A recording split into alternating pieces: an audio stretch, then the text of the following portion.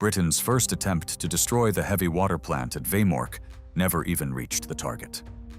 The gliders went down in Norway, men were captured, and the operation collapsed in the snow. A few months later, a much smaller Norwegian team came back on skis and went in through the one route the Germans had not sealed. This is the story of how a failed assault turned into one of the most precise sabotage raids of the war.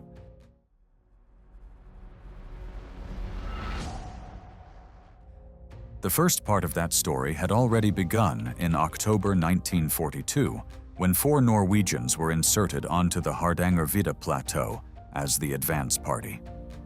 Their job was simple on paper and extremely hard in practice. They had to survive on the plateau, keep radio contact, mark a landing area, and guide in the assault force when it came. Back in Scotland, the main attack was prepared under the name Operation Freshman.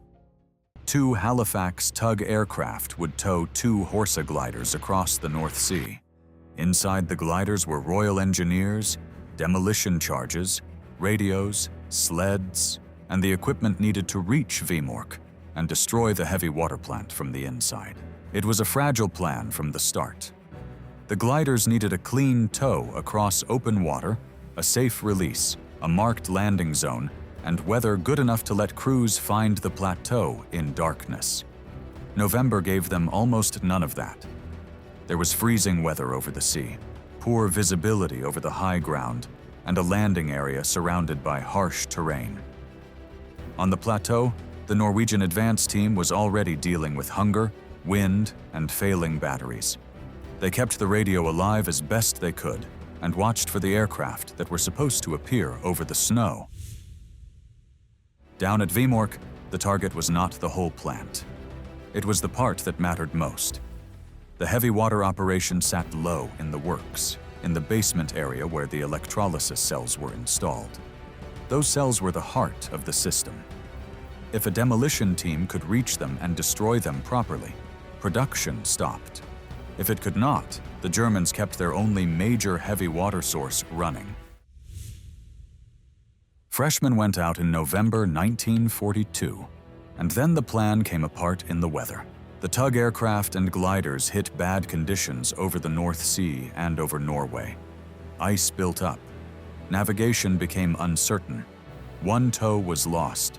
Another aircraft drifted off course. The crews still tried to hold it together and find ground, but the terrain came up fast. The gliders crashed in Norway before they ever reached the landing zone, and the assault ended there. By daylight, German patrols were moving toward the wrecks. The survivors were injured, scattered, and far from the target. Some were captured alive, and under Hitler's commando order that did not save them. Men taken prisoner after the crashes were interrogated and later executed. On the plateau, the Norwegian advance team did not know the full details yet. What they knew was that the aircraft had not arrived and the first attempt had failed. London did not abandon the mission. Instead, the plan was cut down and made more realistic. There would be no second glider assault. The next attack would be smaller, lighter, and almost entirely Norwegian. 6 more men would parachute onto Hardanger, link up with the 4 already there, and go in on foot. The new assault team would be led by Joachim Runneberg. It would cross the winter ground, avoid the obvious approaches, get under the guard line through the cable tunnel, place charges directly on the electrolysis cells, and then get back out before the full response closed in. That second plan still left very little room for error. The men needed skis, climbing lines, bolt cutters, extra charges, false papers, and enough food to move across mountain country in winter and then survive the escape. Even if they got inside the plant, the attack would only matter if the charges were placed correctly and the withdrawal stayed organized. A blast in the wrong place would damage the building and leave the system alive. A slow exit would trap the whole team inside the German search net. In February 1943, The next group came down by parachute onto the plateau and joined the four-man advance party. By then, the men who had been waiting there were hardened by months of cold and shortage. They shared rations, checked equipment, and went over the route again and again. The mood was practical. There was no big speech to give. The work was to make sure every man knew the line of approach, the order of movement, the target inside the plant, and the escape plan once the charges went off. On the night of February 27th, the assault element moved out toward Vemork. They crossed the high ground, passed near the road above Ryukun, and then dropped down toward the gorge below the plant. The bridge was the obvious route, which meant it was watched, lit, and too dangerous to use. So they went lower, down toward the river and the darker ground beneath the main defensive line. That part of the approach was difficult enough by itself. The slopes were steep, the surface was hard with ice and packed snow, and one bad slip there could end the mission before the team even reached the tunnel. They got across the gorge and began the climb toward the cable tunnel. A chain blocked the entrance. The bolt cutters went to work. The sound was small, and the river carried most of it away. Once the chain was cut, the men moved into the narrow passage and started counting distance as they went. The tunnel gave them the one route that the guard system above did not fully control. Inside, the conditions changed immediately. Outside, there had been wind, snow, and darkness. Inside, there was warmth, damp air, and the steady sound of machinery. The assault team worked its way towards the basement section, where the electrolysis cells were located.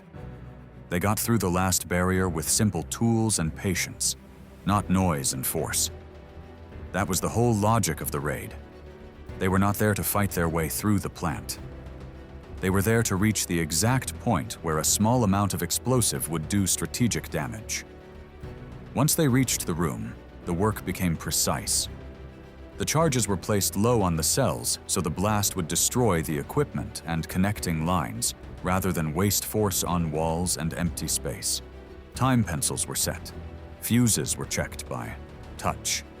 One man checked another's work, then they checked it again. The room kept humming around them while they turned a functioning industrial system into a target that was already seconds away from failure. When the charges were in place, the team withdrew along the same tunnel route. They moved in order, not in panic. They had to clear the plant and put enough ground behind them before the timers burned down. Then the explosion rolled out from the valley. The cells were wrecked, production was stopped, and the core of the Vemork heavy water operation had been cut without a firefight inside the plant. From that point on, the raid became an escape operation. Guards reacted, search parties moved, dogs were brought in, roads and likely crossing points were watched. The Norwegian team split up as planned. Some headed east toward neutral Sweden across long winter distances.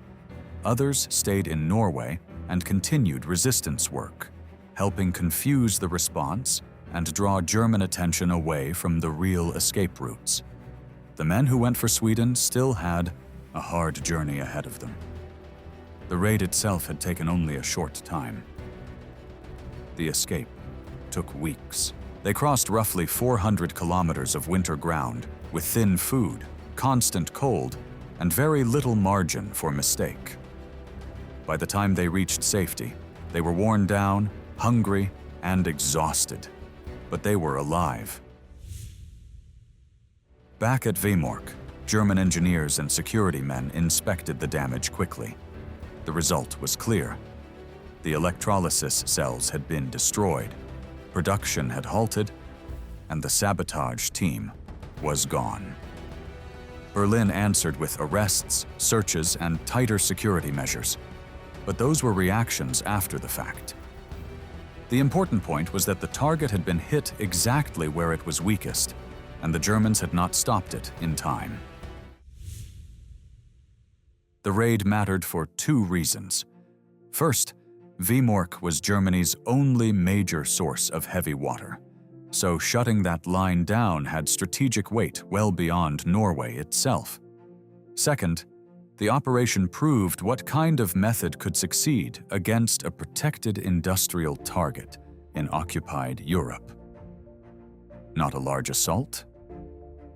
Not a noisy attack across the obvious approach. A small team, local knowledge, strict discipline, a narrow route, and charges placed exactly where the system could not absorb the damage. The story also did not end with the raid. The Germans tried to recover. Allied planners kept watching the plant. American bombers later attacked Vemork from the air in November 1943, and when the Germans tried to move remaining stocks out of Norway, Norwegian agents struck again by sinking the SF Hydro Ferry on Lake Tinsjø in February 1944. But the central turn in the story had already come earlier, in the raid itself. The first plan failed in the mountains before it ever reached the target. Men died without even getting the chance to place a charge. The second plan learned from that failure. It used fewer men, a tighter method, a quieter route, and a much clearer understanding of what actually had to be destroyed. That is what made the difference at Vemork. The target was heavily protected, but it was not equally strong from every direction.